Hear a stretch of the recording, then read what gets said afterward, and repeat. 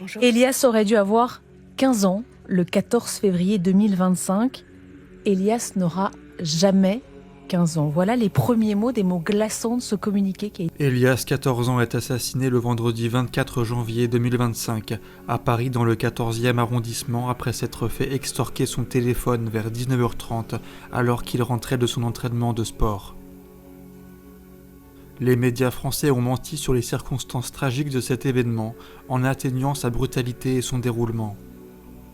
Ses parents ont transmis au public cette lettre afin de rétablir la vérité et passer leur message. Elias aurait dû avoir 15 ans le 14 février 2025. Elias n'aura jamais 15 ans. Né à Paris le 14 février 2010, Elias a été agressé à Paris le 24 janvier 2025 alors qu'il sortait, comme chaque vendredi, de son entraînement de football au stade Jules Noël à Paris 14e. Elias a été agressé avec une violence inouïe par deux mineurs décomplexés qui déambulaient en toute liberté ensemble, l'un armé d'une machette, l'autre d'une hachette. Si le motif de l'escroquerie de ces deux jeunes était de récupérer le téléphone d'Elias, ils ne se sont pas arrêtés là. Loin de s'en contenter, alors qu'Elias avait remis spontanément son téléphone portable, terrorisé à la vue des armes de ses agresseurs, il a reçu un profond coup de machette et non un simple coup de couteau, comme il a pu être écrit. La plaie a été d'une telle profondeur qu'elle reflète le comportement de toute puissance de ces deux mineurs. Elias a été intentionnellement frappé avec une machette qui a entraîné une plaie transfixiante thoracique avec des plaies artérielles et cardiaques, engendrant une dégradation immédiate de son état clinique. Elias n'avait aucune chance de s'en sortir malgré la prise en charge du SAMU, des équipes de chirurgie, d'anesthésie et de réanimation de l'hôpital Necker.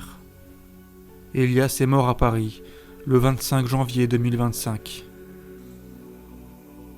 Notre fils est mort, notre chagrin est immense, notre vie est détruite.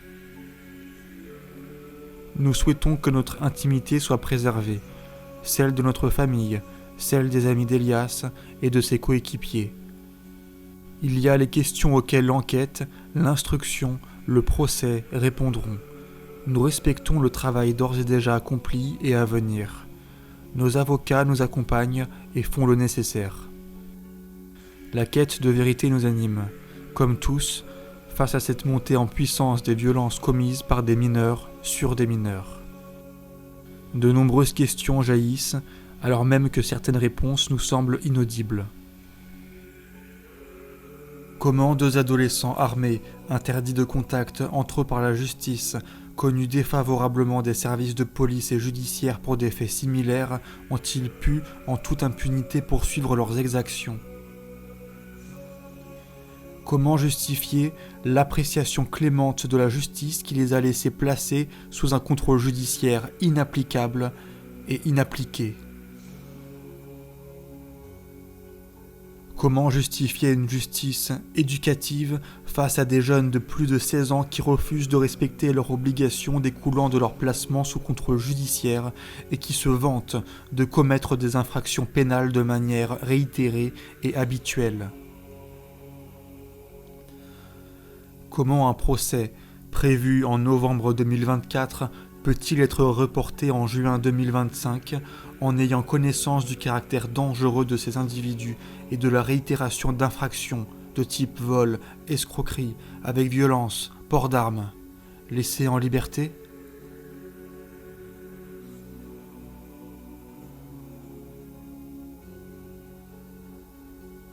Elias est décédé. Elias n'est pas un simple fait divers, un de plus. Elias est mort en raison d'une impunité dans laquelle se sont sentis deux mineurs malgré une prise en charge éducative et pénale. Certes, d'autres avant lui ont été tués dans des circonstances similaires. La mort d'Elias démontre que l'État n'a pas su protéger ses citoyens.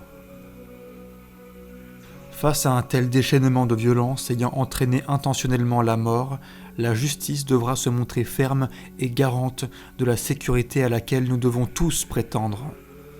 Un jeune doit pouvoir rentrer chez lui en toute sécurité, que ce soit après l'école ou après une activité extrascolaire ou une sortie.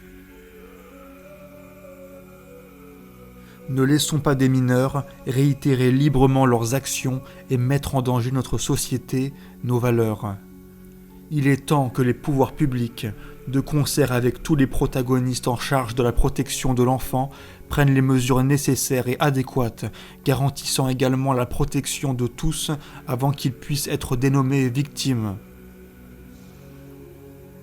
Et cessons de protéger par des mesures uniquement éducatives les mineurs auteurs d'infractions, particulièrement dans les cas les plus graves. Si la justice doit être éducative, elle doit demeurer également répressive et protectrice des droits de chacun. Toute modification législative qui poursuivrait cet effort est à saluer. Nous ne demandons pas aux représentants des partis politiques, aux magistrats, de ressusciter les disparus. Nous leur demandons de protéger les vivants.